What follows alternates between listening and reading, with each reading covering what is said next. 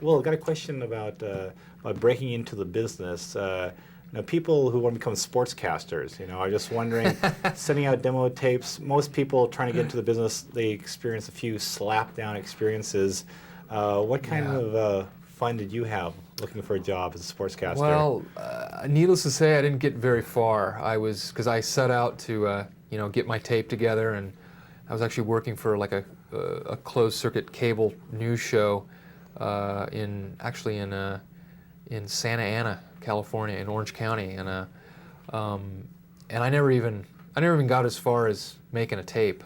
So, I didn't even get to really even feel true rejections, because I just realized, you know what, the only thing I really like about it is goofing off in front of a camera. So that was my brief sportscasting career.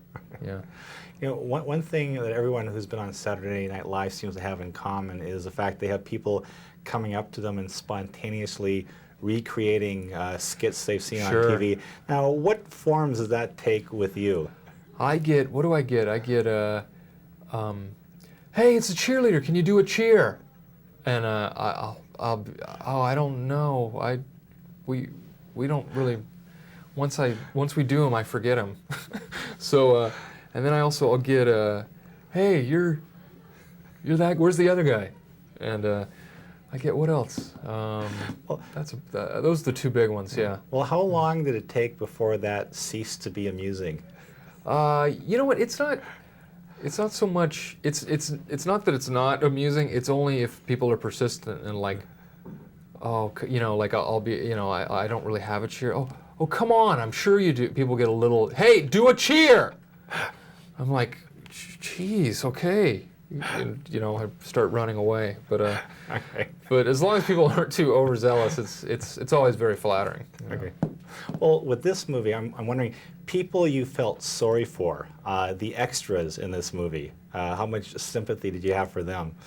There were, you know what, I haven't thought about it, but there were like tons of people having to, because in a movie that you can't run air conditioning because of the sound, so we'd have, we shoot these club scenes and they'd be pumping in smoke, and we shot it in July and August and in Los Angeles, so it would be like 300 degrees and people have to pretend like they're dancing and you can't be sweating, and so yeah, they were like, plus extras it's like, all right, people, quiet down, everyone shut up, there's no like, could I have all the extras please be quiet, it's just so yeah, there were times when I was like, oh, I wanted to buy them all a treat or something.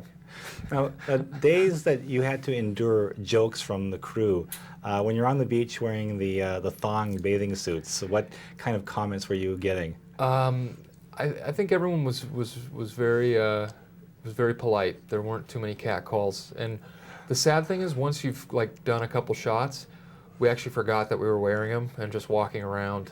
And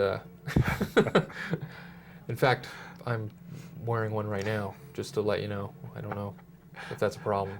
Thanks for sharing. Oh, sure.